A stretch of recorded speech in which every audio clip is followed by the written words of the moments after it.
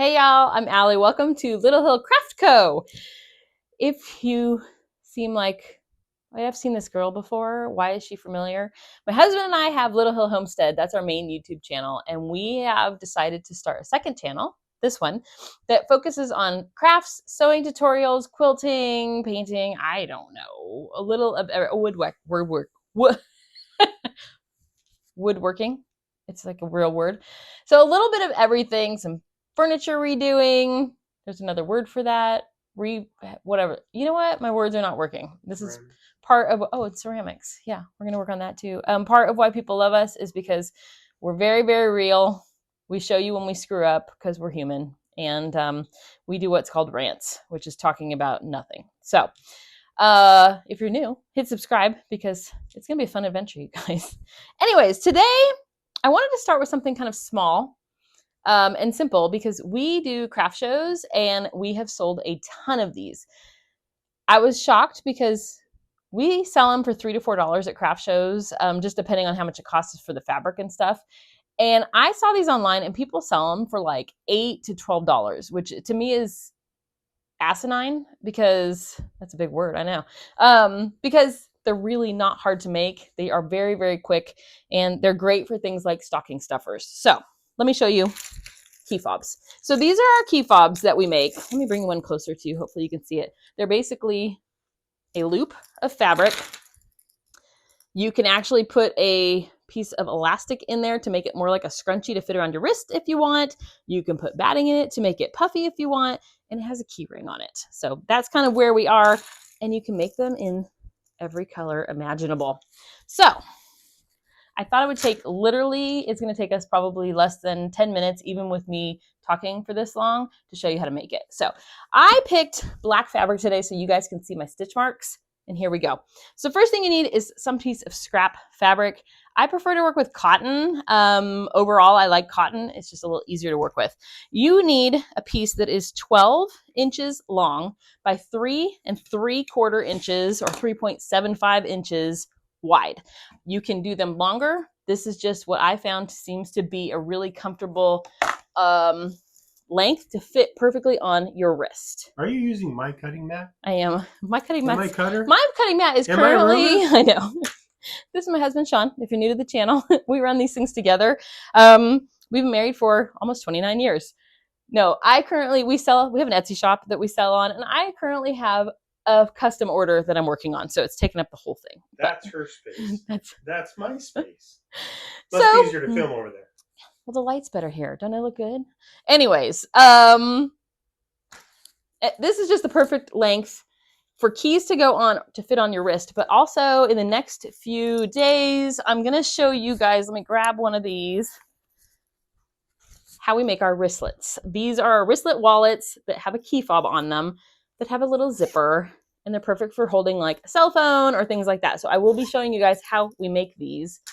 Again, these people sell for a ton of money and they're fairly easy. So we'll be showing you that soon. Anyways, back to it. You need a piece of scrap fabric. Dollar General sells really cute fat quarters is what you call, I don't have one right here. But if you go to Walmart or if you go to Dollar Tree, which is like $1.50 Tree now, they sell what's called a fat quarter. A fat quarter is basically like a little piece folded up like this. These are typically 18 by 22, I believe.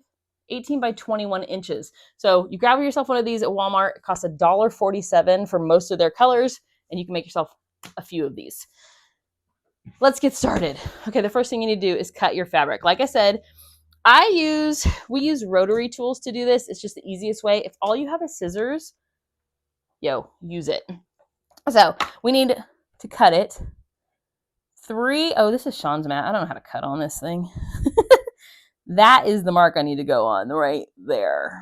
4 3/4 because, 3 3/4 because our little piece of hardware that we're going to be using to build these, if you make it any wider, it hangs out the edges. So 3 3/4 inches. I use a rotary tool, like I said, and you just basically line it up and slice it. This is really great for people that do quilting or if you're going to be doing any kind of cutting. Then we're going to be turning and going to our 12-inch mark to cut the other way. So like I was saying, if you want to add a piece of elastic in here to make it like a scrunchie that hangs on your wrist, you totally can.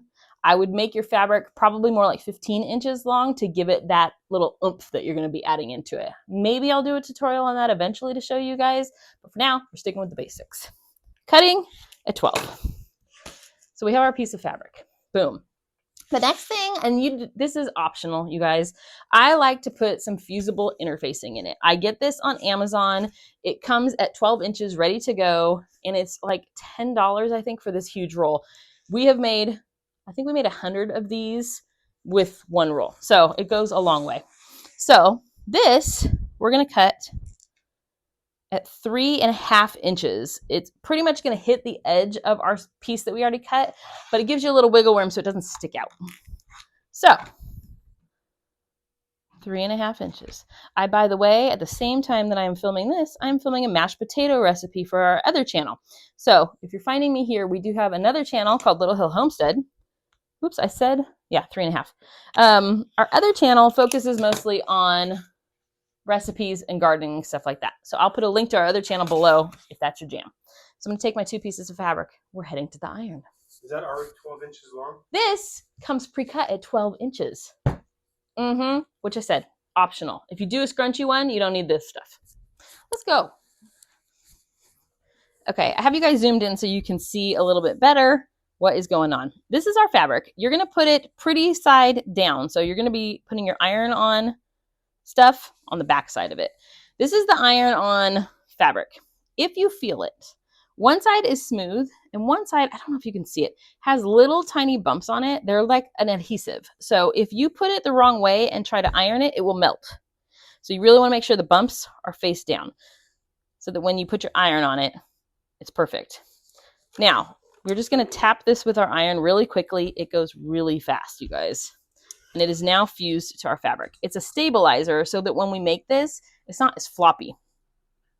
Is it important to use steam in the iron for this process? Steam doesn't matter for that part as much, but we are going to want steam for this part. So make sure you have water in your iron. So the first step you're going to do is you're going to take this and you're going to fold it in half, and you're going to run your iron, making sure this stays together perfectly in half. Run your iron down that. So there, now you've hidden your interfacing. We're going to open it back up and use that guide as a place of where we're going to fold our next pieces. So you're going to fold this edge and this edge to that middle line almost all the way. So I'm going to go and leave it's like a notch that I'm not going to meet in the middle, and that's so we can still fold it. So we're going to take that and run our iron. And I'll show you in 1 second how close we got to that fold so you can really see it. Hopefully you can see it. Our fold is right here. Whoop. And this has a tiny little gap so that when you fold it, it won't like double up. So that one's good. Now this one, same thing. Almost all the way in, and run your iron down that. If you feel like you start to lose that center line, our original line, and you don't know where to fold it to, just fold it back over from the beginning and start over. So now we have 2 pieces folded, and you see now you can see that it's not all the way to the center. Now you're going to take that and fold it in half again and iron it. It's taking me forever because I'm explaining it to you, but it's really not that difficult. Okay, there you guys go. So now it has a front, a back, and it's hidden in the inside to make it really strong and sturdy for our wristlet. Let's go to the sewing machine. Okay, so we're at our sewing machine. We have 3 different sewing machines. I'm working on my Janome today. I have a Juki, and we also have a Vever, but use what you have, you guys. I did promise a lady on our other channel that I was going to show you guys how to thread a machine from the very basics. I will do that in another video because every machine is going to be a little bit different. So my Janome, I have my bobbin ready to go. I have cotton thread on this guy. I'm doing white, which I normally may not do on a black fabric, but I really want you guys to be able to see what we're doing. So I'm going to be putting our fabric slightly under my foot, and I'm lining it up with the edge of this foot. If you want to go a little bit one way or another, you can do that.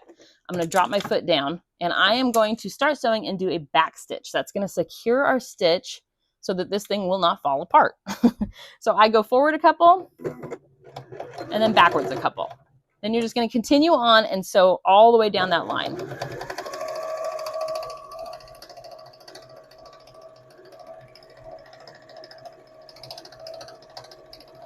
When our fabric gets really close to the edge, just slightly under the edge of that foot, I'm going to take it a little bit farther and I'm going to leave the needle down. Some machines you have to push a button to make it go down. This one is set up so it always stays down. I really need to clean my machine.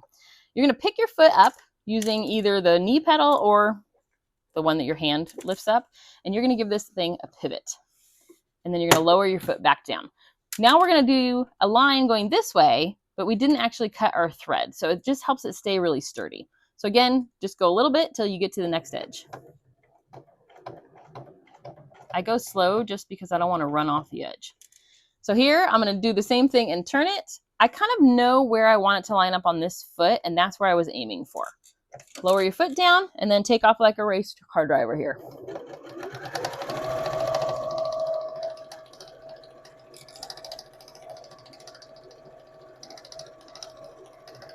Okay, same thing when we get to this end. We're going to get close, but don't go off your fabric. Pick up your foot, pivot it one more time, pivot, and we're going to sew to this other line where we started. So now we've created a rectangle with our stitches. When you get to where you started, hit your back button and do a couple stitches back and a couple forward. That's all the sewing we're going to be doing. All right, ours has an auto cutter. Otherwise, pick your foot up and cut your thread. That's it for our sewing, you guys. And I'm hoping you can see, I'm going to have Shawn kind of help me here. Can you see the lines? You can see that I sewed the same on each side and then here at the bottom. That makes it so that this cannot fray when we put this together, but it looks clean and secure, right? You can see it. All right, let's go over and I'm gonna show you how to put this together. I told you this is gonna be fast. Okay guys, we are back over at our cutting mat and this edge is gonna be just slightly frayed and then I wanna trim that up really quick. So I just took my rotary cutter and you can do this with scissors as well. And I just do it straight to make it nice and clean. So I do that on both sides just to make it clean. So this is ready to assemble. That is it, you guys. How simple was that? Like I was saying, if you want to do an elastic cord in there, I would have ran it and pinned it before I sewed my rectangle. And then when you go over the end here, it would have caught the elastic on both ends to create that scrunchy look. But I'll probably do that in the tutorial. So we get these little key fob, I don't even know what they're called, key fob doodads. It comes with 50 or 60 on Amazon. I will link the ones we use below. And they're basically just this part. I don't know where you guys are. This part, it has a V with a keyring. And then it comes with, some do and some do not, it comes with this tool to clamp it shut. Once you buy the tool, you can buy packs of these for a lot less money and you're set to go. Okay, so when we do these for craft shows to sell, I do, and I will show you guys a tutorial on how to make a ribbon label. We, for our Etsy shop, make two types of labels. So they're basically a ribbon and we have an iron-on transfer. So I do big ones like this for our bags and stuff like that. And then I have ones like this that if you fold in half, become two-sided. So they become like that. They're super easy. You print them on your printer and they iron on. Well, if I'm going to do that, I like to pin it down here at the bottom. That just seems like a natural place.